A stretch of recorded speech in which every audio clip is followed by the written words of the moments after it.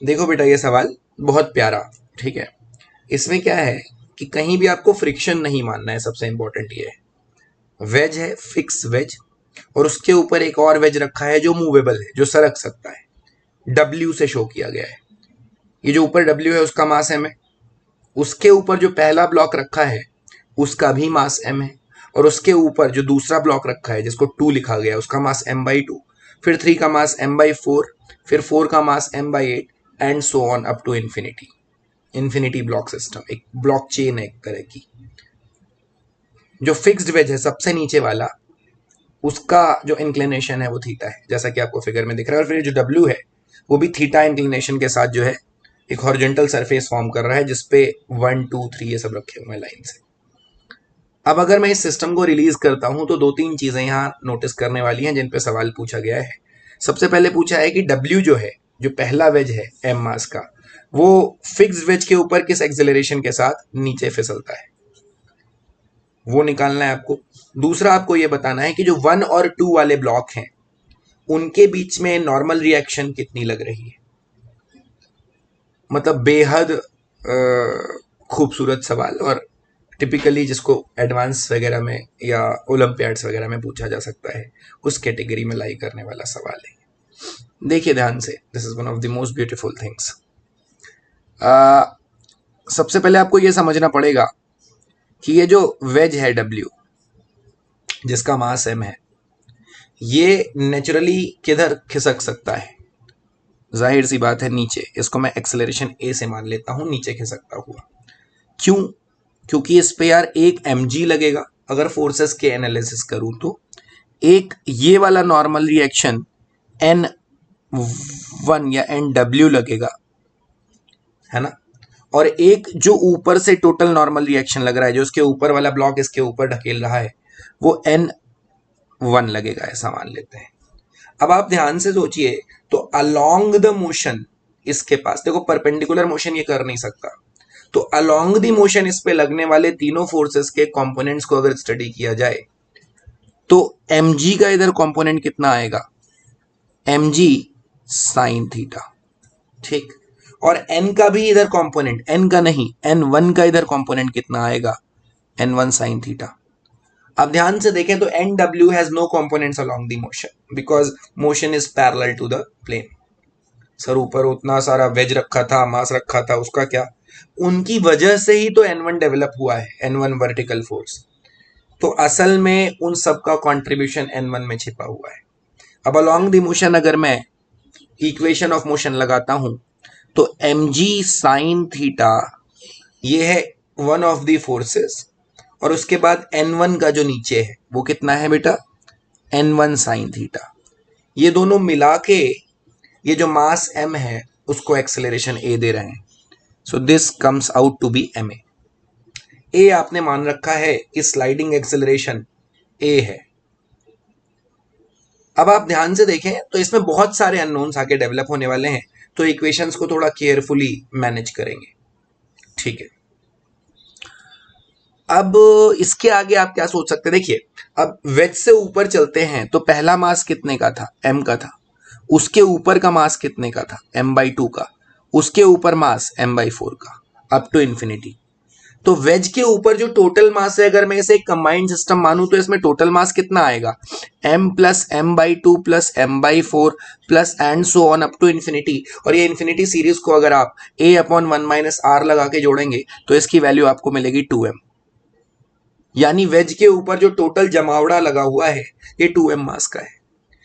अब सुनिए, ये जो 2m मास का ब्लॉकचेन है, इस पे वेज की वजह से केवल एक फोर्स लग रहा है, n1 ऊपर की तरफ, और ऊपर के पूरे जमावड़े पे जो mg लग रहा है, बेसिकली फोर्स ऑफ ग्रेविटी, वो है 2mg। सोच के देखो, इस पूरे सिस्टम के ऊपर कोई भी हॉरिजॉन्टल कंपोनेंट वाला फोर्स ही नहीं है, यही दोनों फोर्सेस हैं। तो इस वजह से वेज के ऊपर जो सिस्टम रखा है वो केवल और केवल नीचे खिसक सकता है, लेट्स से एक्सेलरेशन a1 के साथ। तो एक तो इमीडिएट इक्वेशन आपको बना लेनी चाहिए कि 2mg माइनस n1। 2m कौन सा, वेज के ऊपर जो m/2 m/4 ये पूरा जमावड़ा है। वेज मतलब सबसे नीचे w को छोड़ के, W के ऊपर जो 1 2 3 मिला के इन्फिनिटी सीरीज है, इसको मैंने सिस्टम पकड़ा तो इस पे W की वजह से N1 ऊपर लगा और पूरे सिस्टम का टोटल मास 2mg नीचे लगा और एक्सेलरेशन मैंने A1 नीचे माना। तो 2mg minus N1 is equal to 2m into A1। ये इक्वेशन आगे काम आने वाली है, प्लीज नोट इट डाउन। अब इसको एक और चीज समझो कि यहां ना वेज कंस्ट्रेंट लगेगा। जो 1 की सरफेस है वो नीचे आ रही है A1 से, और जो वेज की सरफेस है यहां पे ये W वाली, वो इस साइड जा रही है A से। तो अगर आपको वेज कंस्ट्रेंट का ज्ञान है थोड़ा सा, मैं ये मान के चल रहा हूं कि है, तो नीचे जो A1 है वो A के इधर वाले कंपोनेंट से इक्वेट किया जाएगा। अब A का ये नीचे वाला कंपोनेंट कौन सा है? ये वाला कंपोनेंट।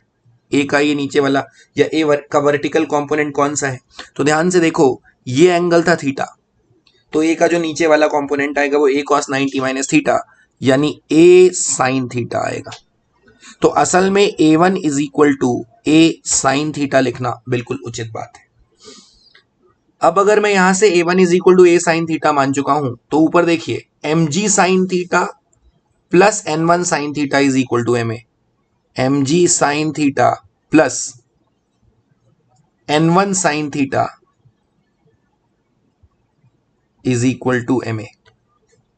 ठीक, और उसके बाद देखिए तो ये 2mg minus N1 is equal to 2ma1 और A1 is A sine theta.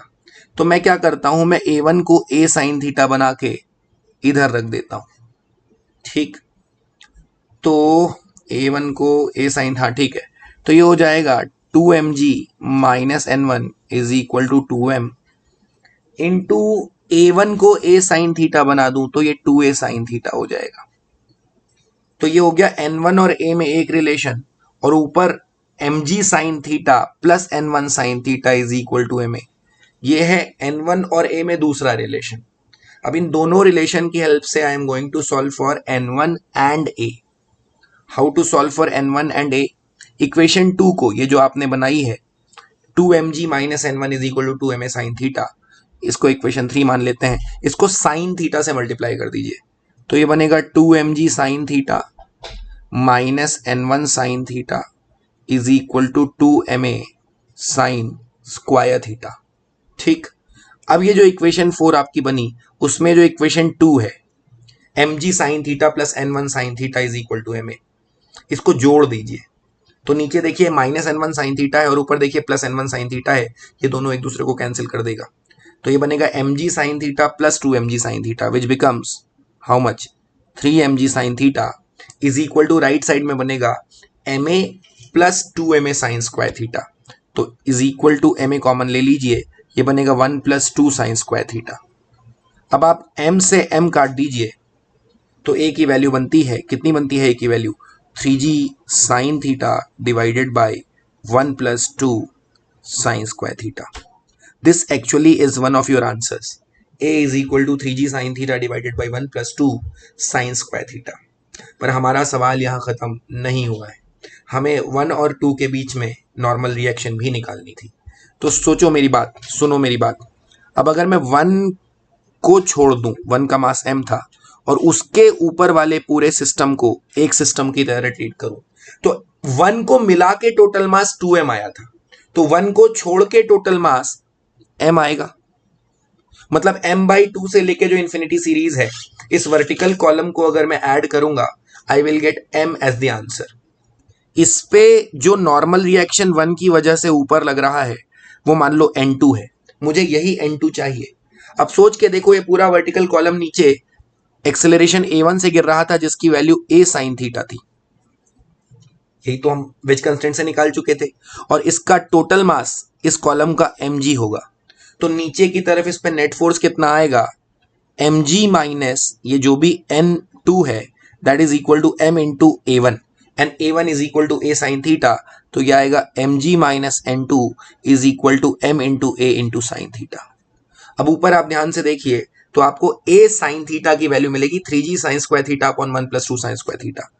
तो ये बनेगा mg minus n2 is equal to m into a sine theta की वैल्यू मिली 3g sine square theta divided by 1 plus 2 sine square theta.